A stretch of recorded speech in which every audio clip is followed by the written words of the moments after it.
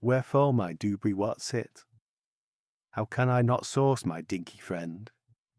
He was a real comfort when I began, and now I cannot stress how much I miss him. Is he there under my soap dish? Is he hiding in the towels? I suffer to evacuate my bowels. It is a long-standing and much maligned condition, wherein each visits a trial to the toilet, and I find myself accused and agonizingly guilty. I need something to hold. I writhe under the cross-examination of the trolls, who line up on the medicine cabinet, dust in their hair, exaggerated sense of their own self-importance since 1984. Caught with my pants down, I know this place is a tip. An escape here is no escape from the general state of dilapidation, and the lock hangs loose with a chain on a snib that wouldn't stop the nudge of a squirrel, never mind a rhino charge. I held a marble in my hand once. Where's it hid? To de-stress, I'm inexorably drawn to this place, where at least only a maniac would barge in on me in my extremity, and start to read the glosses perched on the edge of the bath.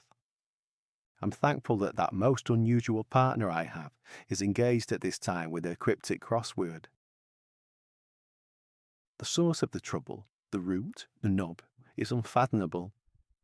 And if I go in with a manual whisk, so to froth the milk in the kitchen on her cappuccino, and imagine it's my inner being in her cup, I'd stir up what I think's a hornet's nest. Difficulties out of orifices would fly, such things as I am composed of. So I choke them. I have too much time on my hands sometimes. Picture the cloud of smoke, the nacreous fog, the miasma to engulf my love, if unfortunate enough to stumble on my outpourings here. There would be such moans, though they wouldn't want a second helping, that's for sure. No air freshener could cloak its character. Be thankful that constipation is a regular visitor, and occupies my soul for hours. Chief prosecutor of my case, in the hallowed halls of court, would not get, despite provocation, more than my name and resident location, and a few yeses and nos. I'd omit to mention all the blows, because I've tried to come clean, God knows. I've sat here for hours trying to push, let it all flood out. But to what effect?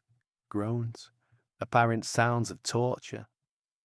Circumstantial witness statements from next door warn you of the poor soul heard through the window, apparently prisoner of a much more insistent force than he can bear. Read from the dock, it would, when all's said and done, however, never touch on the torturous weight within. The assembled would have come out to sleep by then. The defendant, in his state of frenzied urging, bursts his trolls on the shelf, and with bicarbonate of soda purging, and a dose of salts, finds it in the end too painful to recount. I vow this will not happen again. I picture prunes and roughage, cereal and bran. I picture 5-a-day fruit and vegetables, not from a can. My trial's not at an end, but just begun, with a head bowed and clenched fists and knuckles raw, and the please God, why hast thou forsaken me, trousers roll round my knees, and a million jobs to do downstairs. All will be relieved. One thing at a time, please. Back to the start of my searching for my Dewberry What's-It, mascot, my little supporter in amongst her junk of hair clips, Kirby grips, loofers. Her impedimenta of a life well lived contrasts a man like me, a man of barrenness, not intrigue, a man of absolute obsessive compulsive disorder, who only wants somewhat to occupy his fingers. I must be difficult, I appreciate. I am not fluffy. I have elbows that could flagellate the walls. I am all edge and not arms to wrap around in warm embrace.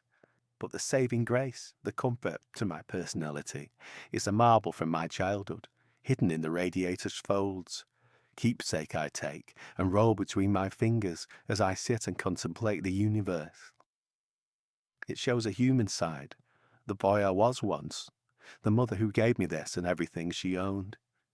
And like an apparatus, bolt or ballcock, squeezed, it says to me, "Be still, my love, don't fret. Let it be.